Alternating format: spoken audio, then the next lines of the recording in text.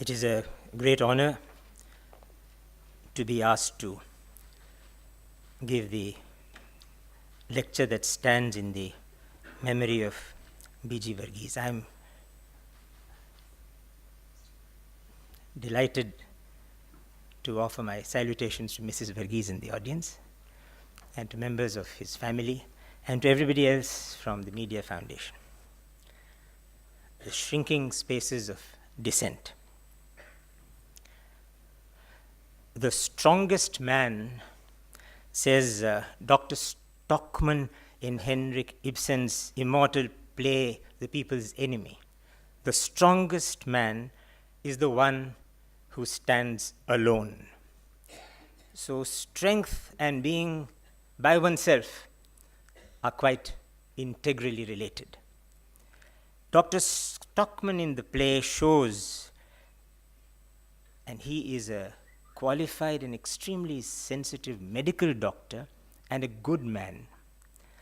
He has shown that the city's public baths have become what he calls a pestiferous hole, that they are polluting everything that the city commons use, that the city's people and those who visit the city need and depend on.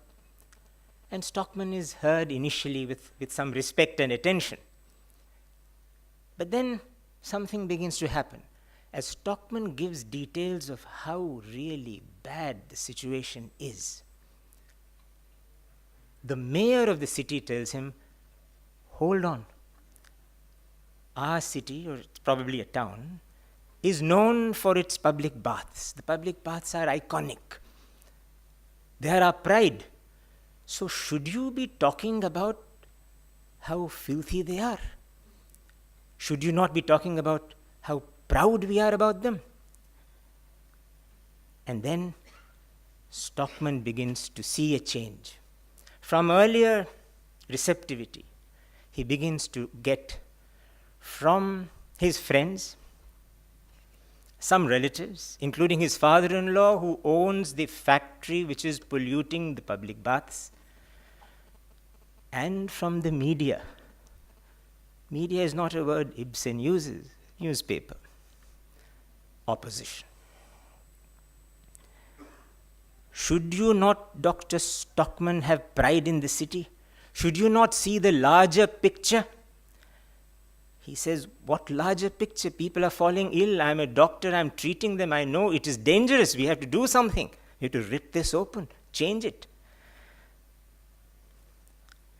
Stockman is disbelieved, decried, exiled.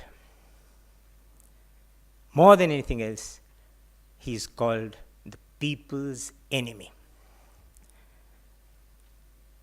Stockman is a dissenter. He is alone. He is strong. But the space for his action has shrunk to his home.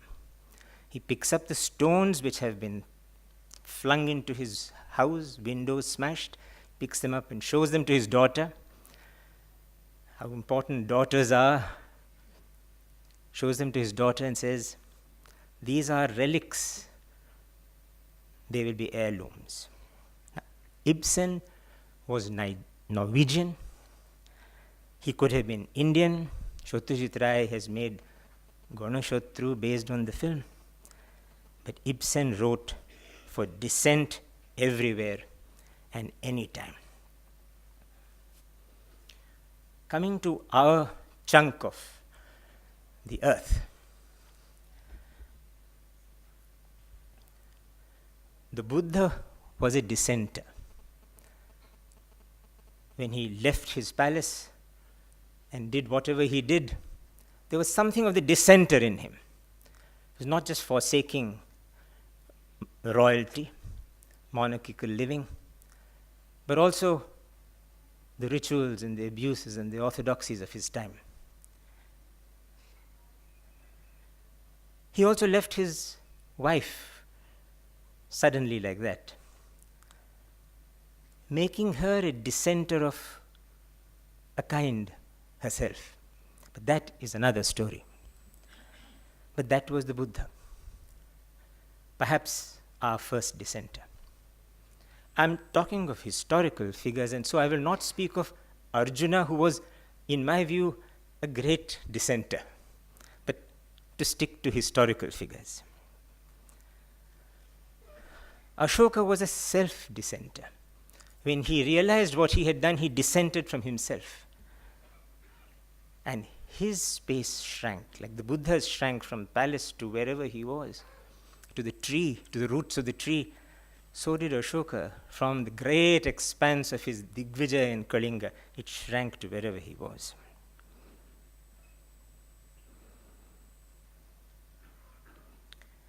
And then, around the same time as Ashoka, to go back to Europe,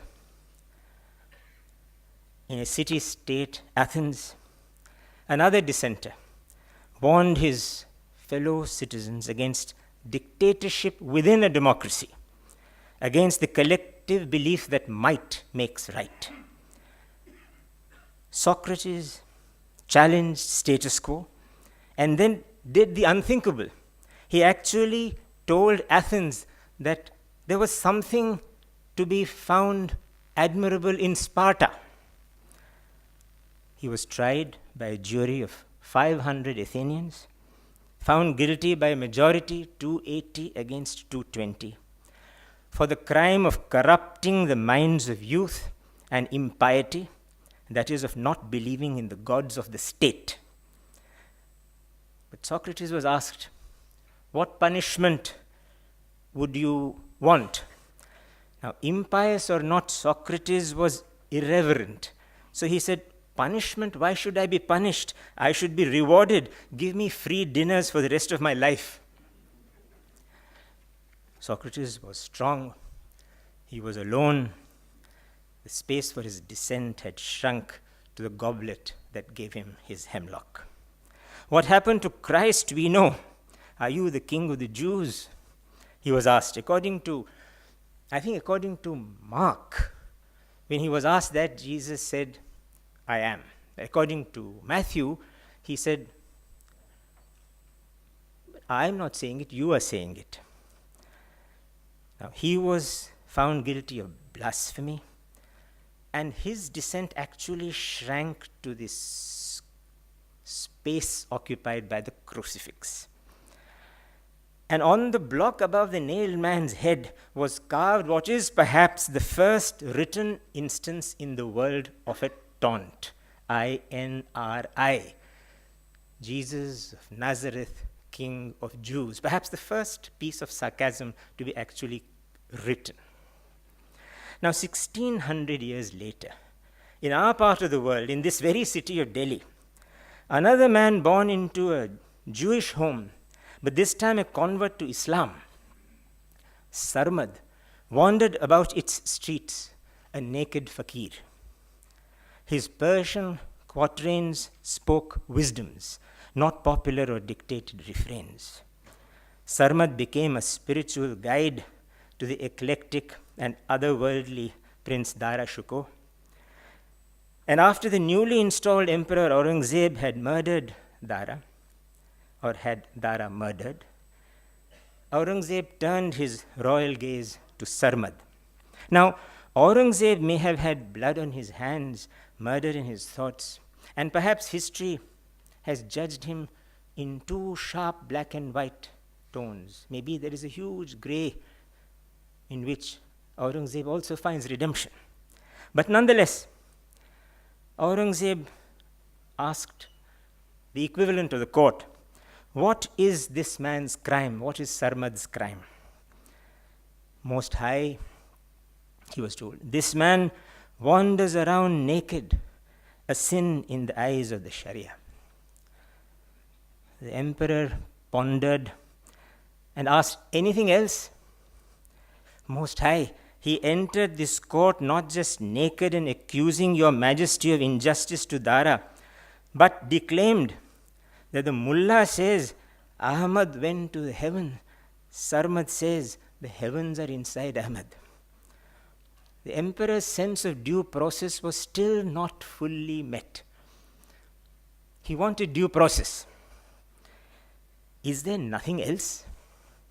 Yes, Your Majesty, he is an atheist. When he was asked to recite the kalima, he did not say it in its entirety. There is no God except Allah. He did not say it in its entirety. He just said the first part, there is no God, and stopped. Now that, Emperor said, is enough. He was sentenced to be beheaded. Now, like Socrates, Sarmad too had his sense of, one could say, humor. And he said, I said the first part, there is no God, and stopped with that because I am in a negative frame of mind. I wanted to say what is not. When I am in a positive state of mind, I might say, there is no God except Allah. Sarmad recited his own, no one else's quatrains, as the blade, more naked than he was, or as naked as he was, fell on his neck. About 3 centuries after Sarmad's execution, 4 perhaps. With the Mughal Empire long since demised, another fakir, not quite naked but nearly there, was disliked, despised for saying not a part of something, but something which he had himself encouraged the creation of, Ishwar Allah Tere Naam. And for saying those 2 names in the same breath. Within, Shubha Mudgal is here, within the same tala and within the same laya, Ishwar Allah. And for his temerity in not howling imprecations at our Sparta, Pakistan, but actually wishing the enemy well. What happened to the half-naked fakir as he walked to his prayers, we know. His descent had shrunk to a little 4 square foot space. Now, the dissenter is alone. But the state is not alone. What happened to the persons I've discussed did not happen at the hands of the state alone, but it happened at the hands of the state sometimes, society sometimes, state and society working together on other occasions. To go back for a moment to Ibsen, as the mayor's base of support against Stockman widened, the dissenting doctor's base shrank. The very man who had detected the toxins in the baths and was warning his town about it was branded as being against the prestige of the town and obstructor to the town's revenues. In other words, the people's enemy. From being a spokesman and protector of the townspeople, as doctor, he was reduced to the position of a minority voice, a minority of one, barring daughter and wife. Now, Ibsen was an exceptional writer. He believed in the extreme view that the majority is never right. Extreme. But he believed in that. And he believed in dissent passionately. And it is said Ibsen's last words to his doctor were, "Doctor, on the contrary." A dissenting voice is by definition a contrarian voice. What it says is disliked or disapproved of by authority. The authority of office, political, administrative, or ecclesiastical. And very often, though not invariably, contrarian views are distasteful to another office, namely the office of social status quo, the seat of social conformism, the sceptered and crowned hegemony of entrenched belief, and of what Faiz Ahmad Faiz has described as the takht and the taj of the Hakim-e-Shahr, the governor of the city, and the combustive emotions of the Majma-e-Am, the populace, from both of who can issue, from the Hakim and the Majma-e-Am, from both of whom can issue or may be sent, to quote Faiz again, the Tir-e-Ilzam and the Sang-e-Dushnam, the calumnies keen arrow and insults hurtling stone. In the context of the Hakim-e-Shahr, the governor or authority, how is a dissenter, the voicer of dissent, different from an opponent? There is a difference between an opponent and a dissenter. Before addressing as to where and how this difference comes in, one must acknowledge the difference between an authoritarian regime or a dictatorship and open democracies. In the former, in authoritarian regimes or dictatorships, there would be no room for any opponent. Hitler, Stalin, Somoza, Pinochet, Mao, Pol Pot, Idi Amin, Papa Doc Duvalier, and in many ways Saddam Hussein, would not and did not brook opponents. But in dictatorships, while opponents have no room, dissenters can and do arise.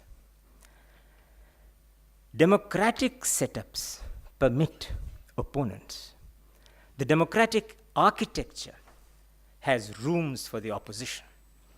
The opposition is, after all, called in Britain Her Majesty's loyal opposition. But when it comes to dissenters, dictatorships and democracies equally dislike dissenters. They are part of the scene, but the system is not happy with them. They are unwelcome to both, not because they can oppose. There is the opposition. There is the opposition in parliament which heckles, which barracks, which shouts, which gets thrown out. But that somehow is part of the system. But the dissenter causes greater trouble.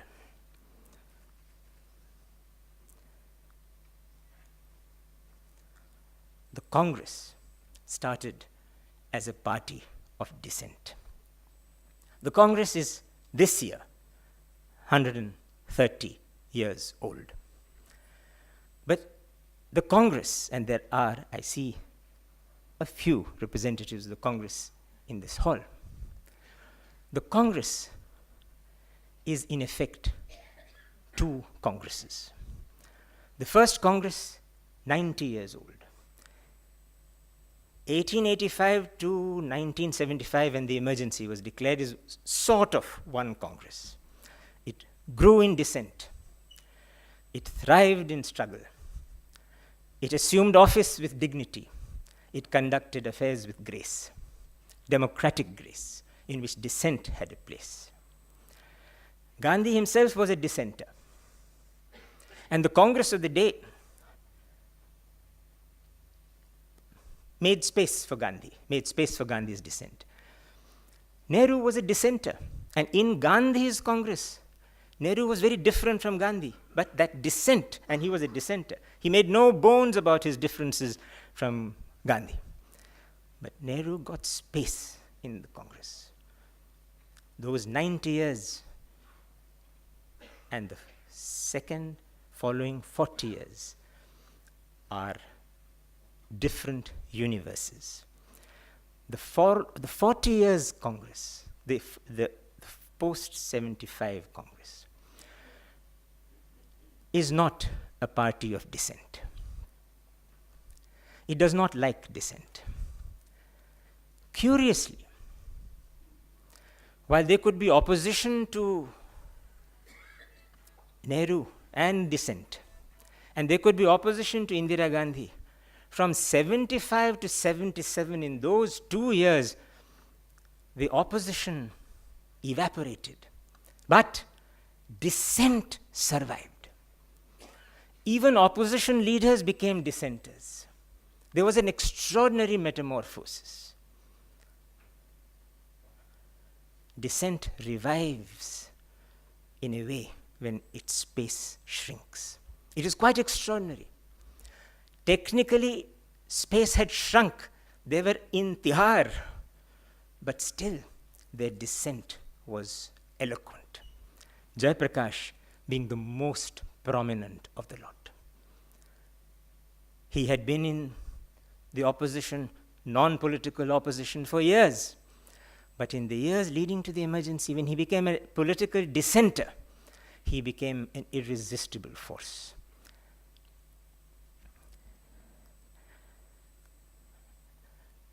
Lakshmi Chand Jain, in memory of whose mother the award has just been given, would have spoken more eloquently about Jayaprakash than I can ever do. But there he was.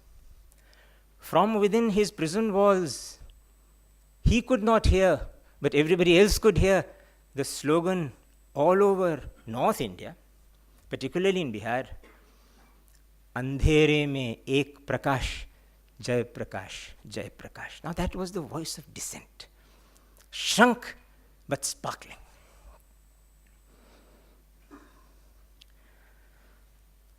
But I should not go on and on about the Congress as if it is the only party that has not been happy with dissent. The Hindutva-related parties in our country, which have disliked dissent within themselves, beyond themselves, which have disliked every letter and syllable of that word,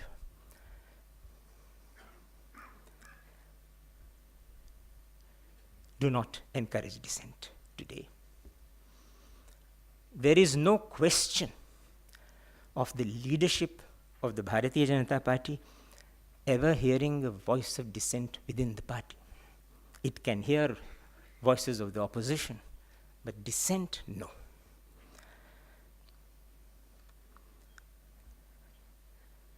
The communist parties of India, what does one say of them at all? It is not a Supremo party, but it is a Politburo party. Dissent, forget it. And then we have Supremo parties in our country, regional parties, each with an iconic figure at its head. Dissent equals expulsion.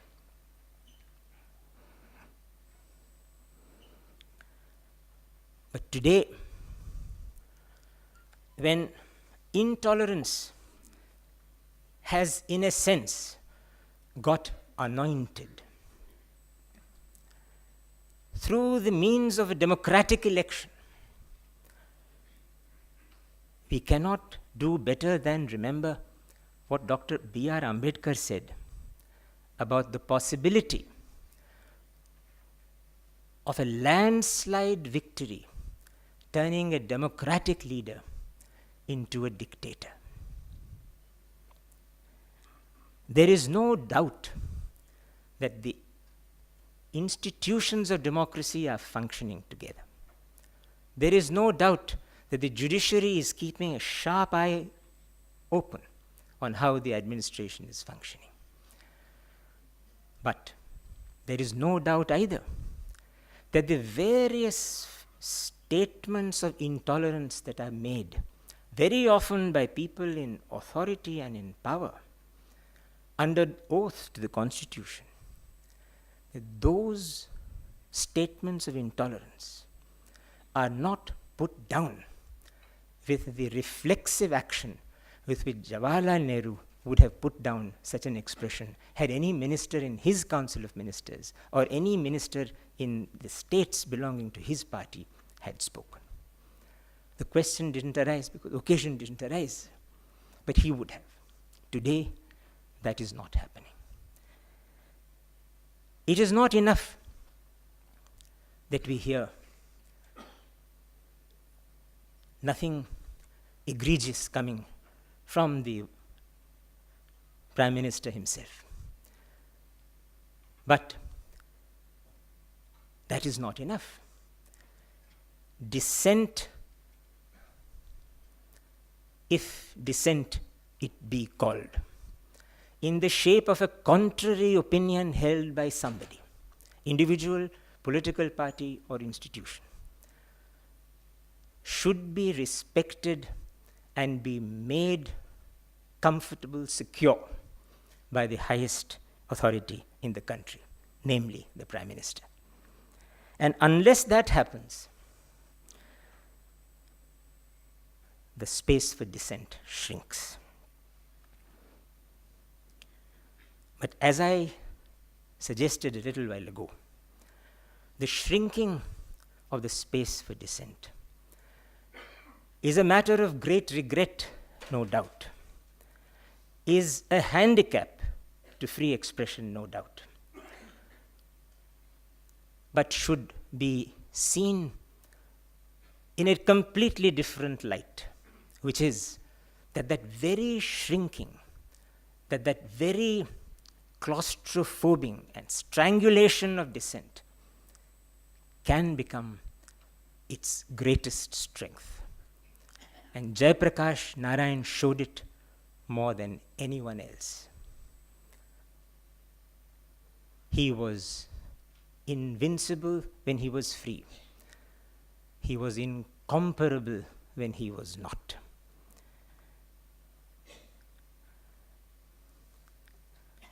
Politics is not the only arena where dissent is stifled. Our communities in our society are as vicious in their opposition to dissent as politicians are. What has happened to writers through the last several decades, during the Congress era, after and beyond and outside the Congress era, writers in our country have here and there, in a scatter of incidents, suffered what Stockman suffered. As recently as last month, Perumal Murugan in Tamil Nadu went through what we have all known to be described as psychological torture, leading to what has been described as literary suicide. Music is a field. We have musicians here. See, Rita Ganguly here. Musicians have to be free in a sense in which musicians are free, not in a sense in which they have to conform to certain rules laid down by either critics or by organizations or leaders of cultural opinion. Censorship is not done by the state alone, is done by the state in concert with illiberal traditions in society. There is a tradition in Bharatanatyam of the Padam and the Javali. There is a Padam called Payyade in Telugu, an erotic composition, an erotic form. The Padam is like the Javali.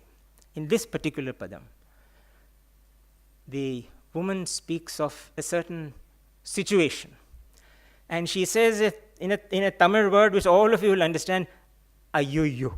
Now, Ayyuyyo, you can imagine in a situation where it's just a woman and a man, and something has happened and she says, Ayyuyyo. But the censorship of society being what it is, that Ayyuyyo became Ammamma. Now, when society introduces a code in which the girl who says Ayyuyyo, and you can imagine Bala Saraswati dancing to Ayyuyyo, and today's dancers coming in cars and going back in cars from the stage saying Ammamma, there's a huge difference. Now, the society which says this will breed a state which censors.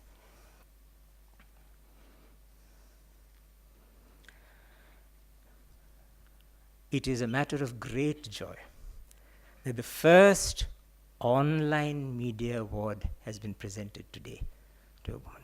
But the net, oh my God, Can there be anything wider than the net? No. Can there be anything narrower than the hate mail which net brings? No. If tomorrow I do not get in my mailbox or through the net the most vicious criticism of what I have said today, I will be very surprised. Of course, I will also be disappointed. But that is where we are. Opposition is collective. Dissent is individual. And I will now round off by saying, I started with the Buddha. Let me conclude with the Buddha. What has happened at Nalanda University today has nothing to do with Siddhartha Gautama. But there is a continuity. The intolerance with which that historical Buddha was greeted in certain sectors of our society is no different from what we have witnessed, or rather what Acharya Amurtya Sen has gone through at Nalanda. But I made a passing reference to Yashodhara. There is no other Buddha possible, the greatest son of our country, perhaps the greatest human being who ever trod this earth. It is because of what he gave up that the world has found its light. But Maithili Sharanagupta has spoken for all womankind when he asks through Yashodhara asking her Sakhi. The Buddha has gone. No, not the Buddha. Siddhartha has gone, leaving Yashodhara to wake up to a room in which he is not there. The child is, but the father is gone. And she says, Sakhi, wo mujhse kehkar jate. In that chastisement of the greatest human being that they can be, by his wife, lies the unspoken chastisement of the often neglected, frequently exploited, and abused Indian woman. There can be no greater putting down of a book than Mahatma Gandhi's description of Catherine Mayo's Mother India as a drain inspector's report. But what is important for us to know is that while calling it that, the book, incidentally, for some who may not know about it, is about the Indian girl child, the Indian girl bride, the Indian girl wife, the Indian girl mother. Gandhi called it a drain inspector's report. But he also said, we have those drains. We should be thinking of the drains. She thought only of the drains, but we have to be thinking of everything and of the drains. And he did not ask for the ban of that book. The banning of the documentary is a narrowing of dissent. But much more so is the narrowing of human rights. And may Yashodhara forgive those who have done that. With another thing which she said when she saw with Rahula standing at what was something like a balcony, and the Buddha is coming through the village. Now he is the Buddha. And the son, Rahul, asks the mother, who among these is my father? And she says, he is your father who walks like a king. Those today who walk like kings should know what kingship means.